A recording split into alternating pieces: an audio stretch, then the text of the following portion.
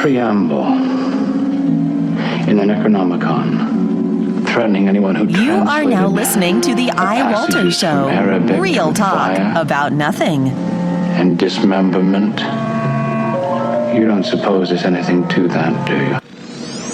Faster than a speeding bullet, more powerful than a locomotive, able to leap tall buildings in a single bound. Look, up in the sky, it's a bird brain, it's a plane, it's iWalter. Yes, it's iWalter, a strange visitor from another planet who came to Earth with powers and abilities far beyond those of mortal men. iWalter, who can change the course of mighty rivers, bend ears with his annoying voice, and who, disguised as Walter Interranti, mild-mannered janitor for a great metropolitan newspaper, fights a never-ending battle for truth, nonsense, and the American way. And now, another exciting episode in the adventures of iWalter. Good morning, everyone. This is Walter on iWalter on the 19th, Wednesday the 19th at 3 o'clock in the morning this Wednesday. Yeah, this is going to be really short. I always say that and I lie, but this time, yes, it's going to be short because, hey, I have a doctor's appointment, a shrink's appointment tomorrow, so I got to make sure that's in the afternoon, but still, if I'm up this time, you know, I usually sleep till 1 or 2, but I can't do that today. Yeah, I read some really depressing news tonight, and I saw it on Facebook, so, you know, hey, cut. And by the way, what I put in the beginning of this show was from watching Night Gallery. It was one with Vincent Price and Bill Bixby. I can't say his name right, Bill Bixby. He was the one who played in the Incredible Hulk TV series. He played Bruce Banner. That was a good show back in the day. Yeah, but there was a couple night galleries with Vincent Price. Well, actually, I think it was only that one, if I remember correctly. But, yeah, not important, but it was like a show, and it was pretty good. I had the name somewhere. I have to see if I can find it again. Yeah, here we go. Yeah, the name of the episode was called The Return of the Sorcerer, and he plays two parts, Vincent Price. He plays himself, and then he plays a brother. But that was another story. I mean, since I'm on that right now, it had this woman named Tisha Sterling. Now, I don't know. Oh, okay, yeah, it's ST. I thought she might have been related to Rod Sterling. Rod Sterling. I always say Sterling for Rod Sterling, but it's actually Rod Serling. There's no T. But this Tisha Sterling with a T. I thought she was kind of hot, this woman. I always remember watching that, and it was like, yeah, there's a couple women on there that just were really attractive, and she was definitely one of them. It was actually a pretty highly rated show, believe it or not, that particular episode. But it was out in the 24th of September in 1972. But I was watching that when I was trying to think, well, I got to go to bed after watching this, and it was like, wow. And he mentions the Necronomicon, and it was like, yes, this is definitely going to be the beginning of my show tonight. So that's where I got that. Anyway, since I got that out of the way, the depressing news was, make sure I get her name right, because that was another one of my childhood fantasy women. Besides, Erin Gray was always on top. I mean, the top number one. I always got her every night without her consent. I'm being sarcastic. Well, never mind. But yeah, it was. I used to love her too when I was growing up as a kid. Was Yvonne Craig? She just passed away. That just went up today. I hope I got her name right. But she was Batgirl in Batman. She was really hot too. Yeah, and she played in some like those 60s and bikini type, California type movies. I'm trying to think, like that one woman from was one of the original what do you call that, part of the Mickey Mouse Club, the one that was really popular. Well, those type of movies, the one who ended up in those Hollywood back in the 50s and 60s beach party movies, like I forget the name of them, but yeah, Yvonne Craig played in a lot of those too, I think. And I just loved her in Batgirl. She was just, she was actually in the last season of Batman wasn't on that long, the TV series from the 60s, because there was other Batman series too, believe it or not, before that. But yeah, she was definitely one of the hotties on that show. Yeah, there's not much like I was going to discuss. I just figured I'd just step on because I was kind of going down memory lane tonight, honestly, too. You ever get in those moods like you hear something and it was like the other day, I guess. I stumbled upon on Amazon. Oh, I found on Amazon. I was like posting on my Facebook page are all these 80s music videos, and like I just had most of them did not get posted. So I was, that really sucks, because a lot of these songs and these music videos I really, really liked. So I was fortunate enough, though, I was on I'm going to pull my phone right now, so I'm stepping away, because this will be a lot faster. And I just turned off my phone, too. So I'm going to have to give it a minute to start up, because it's going to be impossible to find on Amazon, the website. But while I'm waiting, what was it? I'm trying to see. There was something with Tom Baker. Day of the Doctor convention in Slow reveals interesting news. Yeah, it's amazing. Tom Baker is still at it with, doing stuff, which is really cool, because Tom Baker was obviously the Doctor Who that everybody really knew and loved in U.S. Okay, I found it now. I was going down memory lane. I love you, Tom Baker. But I was going down memory lane, and I was just reminiscing about old songs. I hope this doesn't play, because that's going to end up happening. And, I was singing these, this one song in particular by New Shoes, because, I know what got it started. I have her on my Facebook page, and she's adorable. She actually looks better now than she did when she was younger. But I saw her in person right down the road from where I live. She was at a local convention, literally down the street from where I live, down in Oaks, was Jade Starlin. And I saw her, and it's like, yeah, she's a really incredible-looking woman. She's like early 50s, and she looks better now than she did back then. Well, who was Jade Starlin? Well, she's best known for... I can't remember the name of the band, but I gotta find what band she's in now too. I'm like going all over the place tonight, I'll tell you that much. But she was really friendly. She actually tried to like invite me, so to speak, because I'm on her friends list on Facebook, to something she was playing locally. And it was really kind of too far for me to go, so I didn't go. I would like to see her again. She was really nice. Nice lady. Pretty Poison is the band she was in, and she's best known for Catch Me I'm Falling. But yeah, she looks much, much better now than she did when she was younger. But yeah, that got me started on this kick. I've done this before on my Facebook page, where I get reminisce, because I love the 80s. I mean, I had some bad times. I'm not going to deny it. I had some really bad times, but it brings up a lot of memories. Oops, and that was one of the songs. I'm just trying to go back to the list of songs. Let me see. Recently added songs. No, that's not it. Now it's not coming up with a list of things. And it's just going to continue to do that. I'm trying to go back to the... I think I might have got it finally. Yeah, it was like this 80s best hit song thing, and I wish it would kind of give you more information than it does. It was songs like Nobody, Hanging Around, Thief, On the Loose, Time After Time, Mickey, Little Red Book, Be Stiff, Space Girls, You Got a Problem, Over Your Head. This can't be the right one, actually, because the one I seen actually said 80s album. And it was really, really cool, because there was that one song, God, I wish I could find it. Now the album's like missing. It was like the best of the 80s, and it's like, yes, this is like my favorite time. I was playing it earlier. Now I can't find it. So recent activities. Let me see what's in there.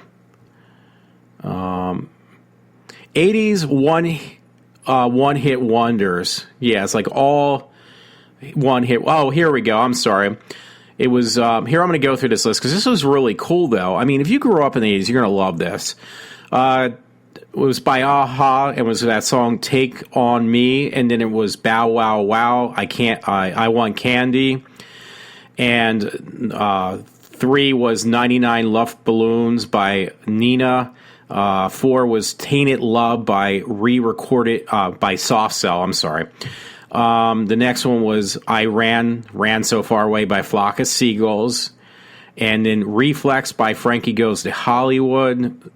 Next one, "St. Elmo's Fire" by John Parr. The next one was I used to love her. I used to love her a lot. Tony Basil, who the one hit wonder of Mickey.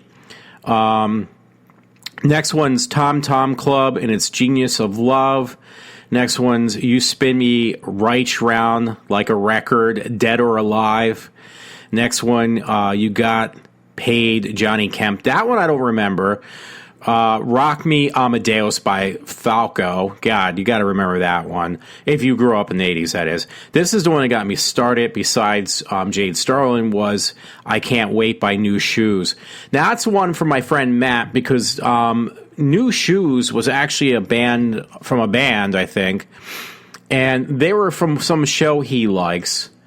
I got to look that up again, I guess, because I was really shocked. It was like, yeah, I want to buy some new shoes. And American freestyle R&B dance group, and their videos are really cool. You just can't get really good copies of them. Portland, Oregon. Yeah, the one show, Portland. So the singers from Valerie Day and John Smith, they were the two main people in New Shoes. The videos are really fucking awesome. But yeah, they're from Portland, Oregon. The next one is Your Love by The Outfitted. Now, that song doesn't sound familiar, but I did hear that song. I got to check my levels, too, make sure I'm okay. I'm always checking levels. So anyway, yeah, there was that. If you heard the song, you would know if you grew up in the 80s. The next one was Almost Paradise, and that was in Footloose. It was by Mike Reno and Ann Wilson. Next one, I was a duet. I remember that song. True. It's a song called True. I did hear that one, and I can't pronounce the name of that band, believe it or not. Yeah, I'm playing a little bit, but I'm not playing. I'm playing it like in the back of my mic, so you can't really hear it. Let me see if I can just go a little forward.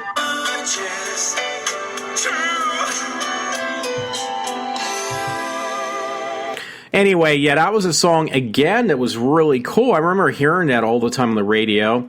Next one, you got to remember that, Till Tuesday, Voices Carry. Next one, She Blinded Me with Science by the Thomas Dolby. Next one is Past the Duchy. I don't remember that, Musical Youth. Now, there's something I would put in this best of the 80s and one-hit wonder set.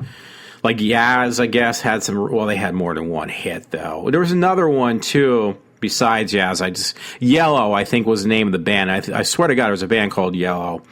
Anyway, Tommy Two-Tone and 8675309. I got to play a little bit of that. So, here we go. It's not going to sound good, but you got to remember this, folks. Come on. You know, this is like really, this is like good stuff, though. I'm just trying to get people interested in, like, maybe trying to look for this stuff. The 80s were the best, I'm telling you.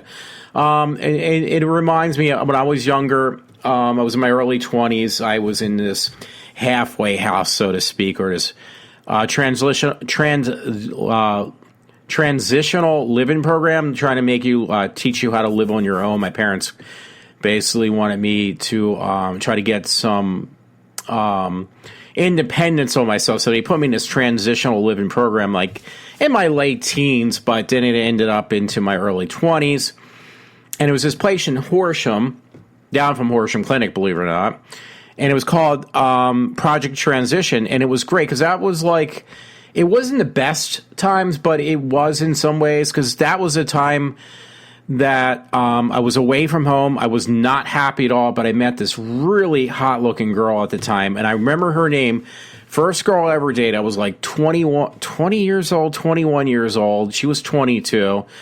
Ironically, she went to Cabrini College, and years later I ended up going there because I was looking for different colleges, and that one popped in my mind. It was where this girl went. Her name, again, if I didn't mention it, I'm going to mention it now. If I did mention it, I'm mentioning it again.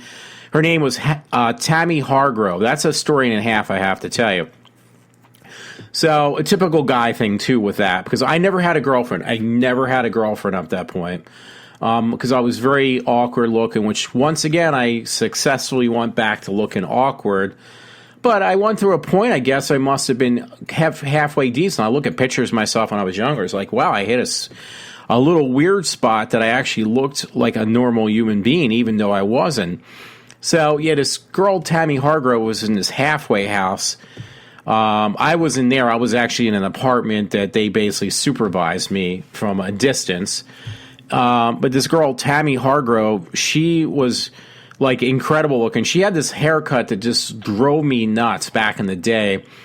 And the way she dressed obviously drove me nuts too, believe it or not. In a good way. I'm not saying like, oh yeah, I just wanted to go out and kill people. No, it's nothing like that. She had this Dutch boy haircut. It literally looked like a Dutch boy haircut. And it was funny. She said, oh, I'm Italian, because I said, I'm Italian. She said, oh, I'm Italian too. It was like Hargrove is Italian. So, yeah, I think it's Hargove. But she was incredible looking. She got me into, like, I was obsessed after her with Ocean Pacific. There was a time where OP actually set the standards that are around today for surf gear. Like, they were the ones, for some reason, they dropped off the face of the planet. So when you see, like, those surf brands, I can't remember most of them. A friend brought a flash drive that actually had one of the surf companies on there, like with, what is it, those, like, board shorts and stuff. Well, all those flashy colors and those wild surf gear stuff, that all started back in the 80s, early 80s. That they were really big. I mean, it started before them with them. It was actually in the 70s with Ocean Pacific, but they had this time, they had such really cool stuff. And they were the one to have was Ocean Pacific. And she had these board shorts on that were like really wild. I mean, this is when Ocean Pacific was the shit to wear. And it was like, wow, I really like those. And she lent them to me too.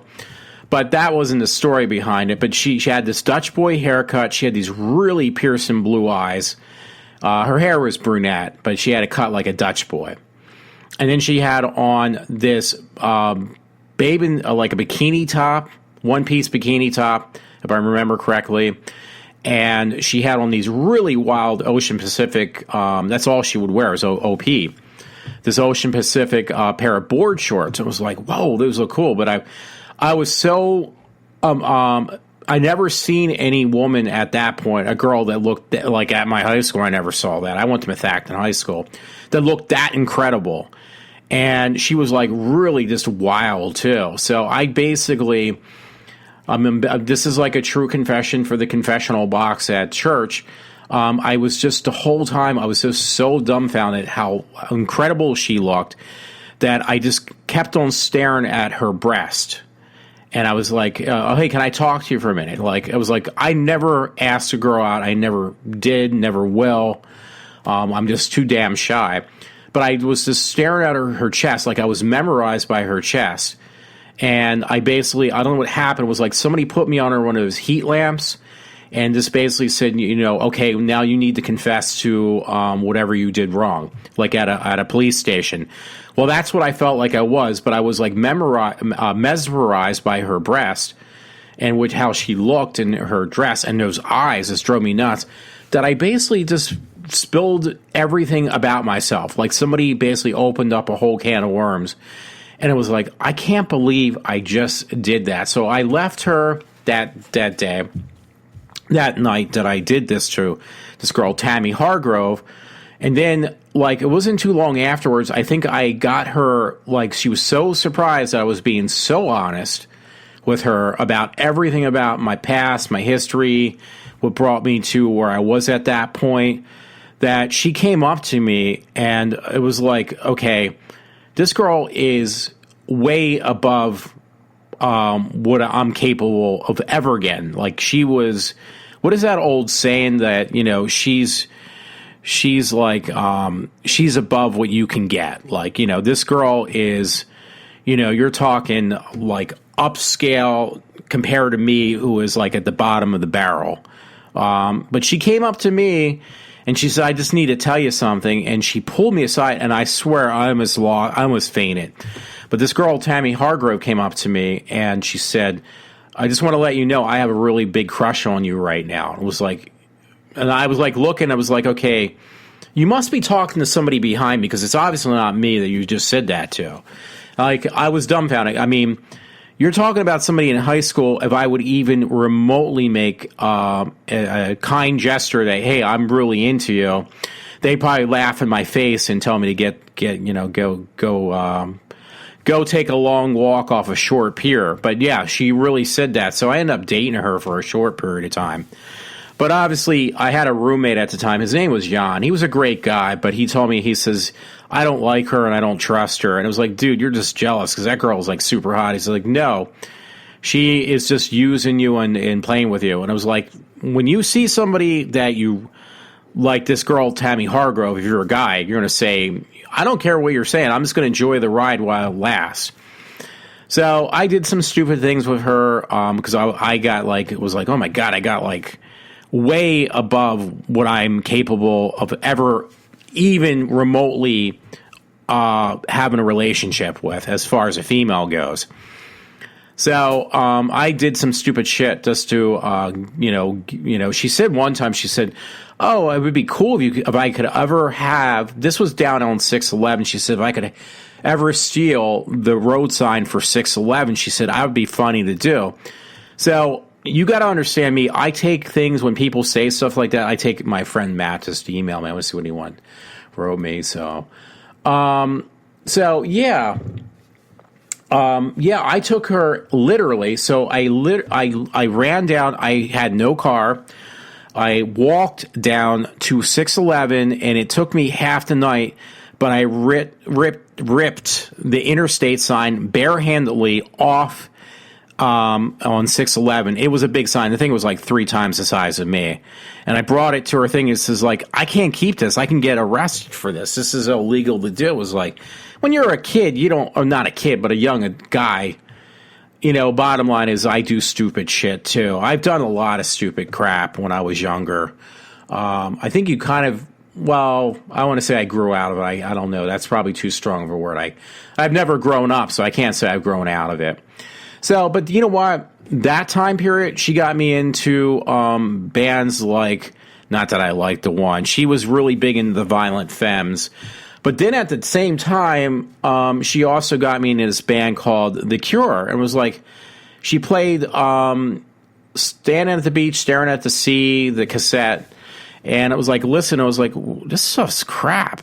And then I ended up loving The Cure after that. I was like, I was obsessed with The Cure for years. And I actually got into, with my second girlfriend I ever had, her name was Wendy Jones.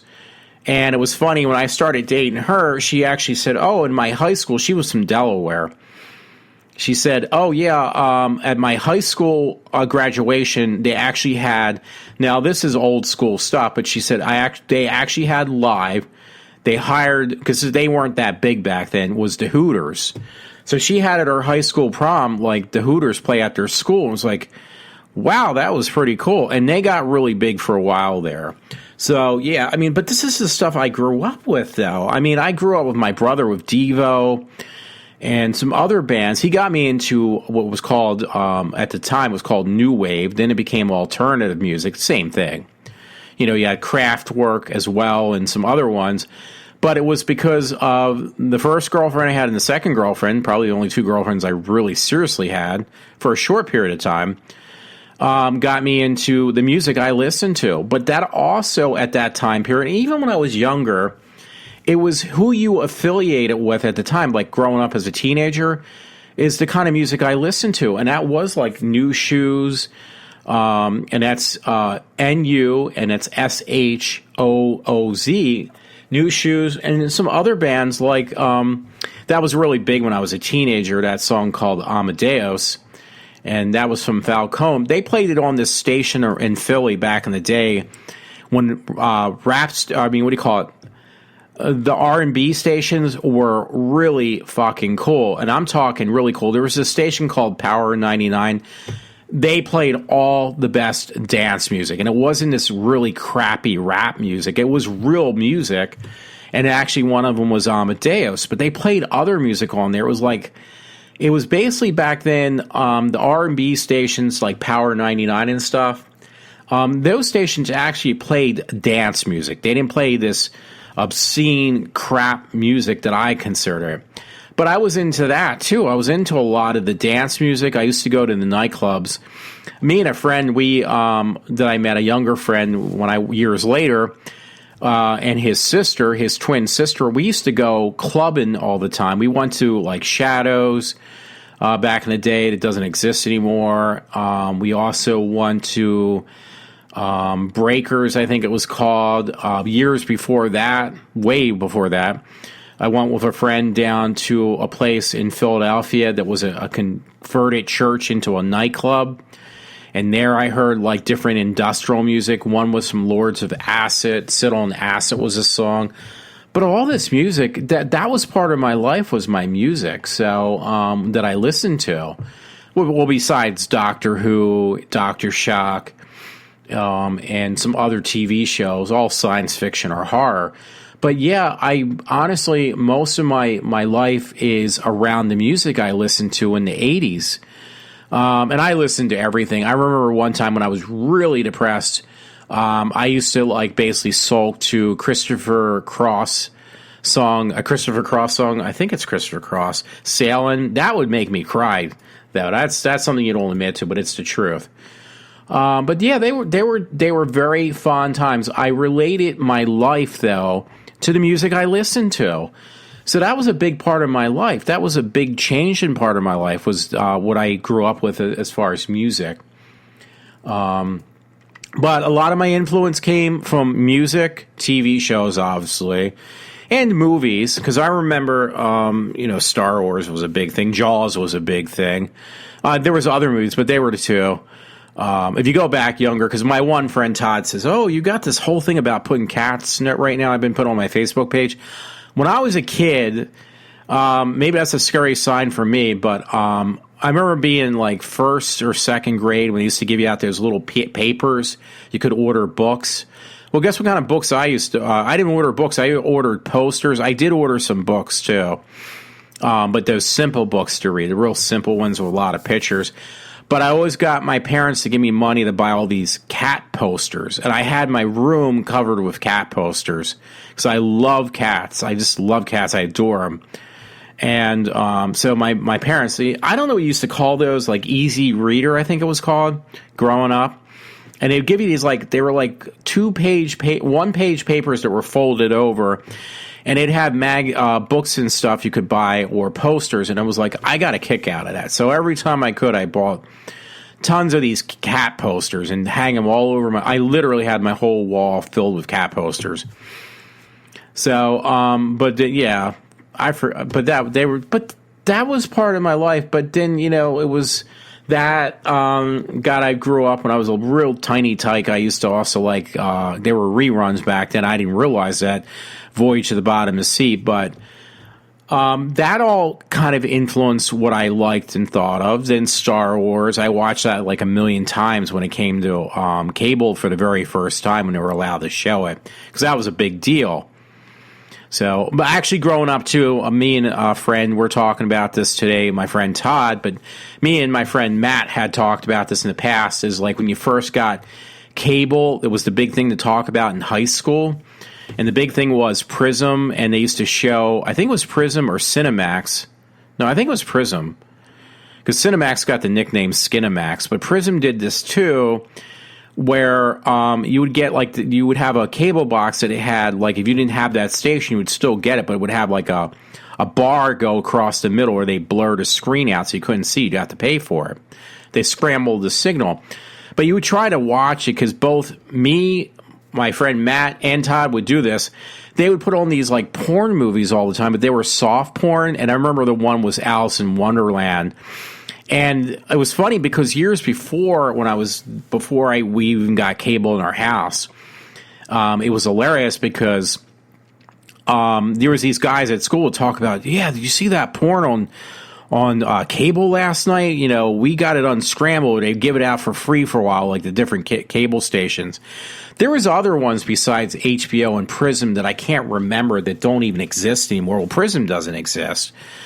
But, yeah, that was a big thing. And going back to the music thing, I remember being in high school, the big thing was there was this one guy, he loved the old Mustangs, and I'm talking like the classics, but also it was like, why the fuck do you like this, dude? But he also liked the 1977 model, the Mustang, the Mustang too, and I had one of those. They were real crap. But they were because of the gas economy, they changed the car completely. It was basically a glorified Pinto. But he loved Blondie with Deborah Harry, and I thought Blondie was Deborah Harry. But that was the thing. I grew up with this stuff. Like, music is what makes a person. So in some ways, like if you talk to my one friend Matt, he thinks music is very important. I would actually disagree with that. But now I'm just being a hypocrite because right now I'm saying my whole life has been influenced by what I've listened to over the years. Not only what I've watched, but what I listen to. And it still influences me because I can reminisce. When I think about good times, bad times, happy times, psychotic times, it's all related to whatever I listened to at that time. So anyway, I might let it go at that because I've already gone at least a half an hour. I'm not going to try to kill people's ears tonight. So everyone, have a good Wednesday morning on, August 19th. God, it's going so fast because me and my friend Matt, we're going to go in another week or two, probably 2 weeks actually, not this week, but next weekend. Weekend, I should say. I did say it, but I'm correcting myself even more so. We're going to this Italian splatter fest down in Phoenixville where they're just going to be showing horror movie after horror movie. These are the ones are the ones from the early 70s, the Italian. Well, they're called Splatterfest because you're probably asking, okay, how does that fit in the Splatterfest? But they're all like Italian horror films. I believe they are. I could be wrong about that too. Anyway, I'm kind of really looking forward to that because one of them I really enjoyed, and I wish they would have shown both of them. It's Demons 2 is one of the films. It's like, why don't you show Demons 1? Because Demons 1 movie leads into the Demons 2 film. So anyway, that's a different story. I got my new computer. It was a little bit scuffed up. I ordered the wrong type of RAM because I bought some RAM. I bought a bunch of crap for it, and I actually end up paying off what I paid on this computer because it was like $1,200 right away by borrowing money from my 401k. And everybody says, oh, that's a bad thing to do. You don't want to take money out of your 401k. It's like, well, I hate to tell you, when the stock market crashes, I'm going to have as little money in there as possible because guess what? Just say I have $100,000. I'm hypothetically speaking, as I don't. Just say I have $100,000 in my 401k. Once that stock market crashes, yes, it's going to affect my 401k, and that $100,000 is going to turn into like $50,000. So you know what? I want that money in my pocket, not somebody else's, or just lose money for no reason at all because the government fucking up so much lately. So anyway, this is going to definitely have to get one of those explicit markings on this episode. So I hope you enjoy it. Everyone have a good morning, and I have to go to bed soon after I think about Erin Gray once again, amongst other women from my past. I used to love Erin Gray. Everyone have a good night, though. I am signing off.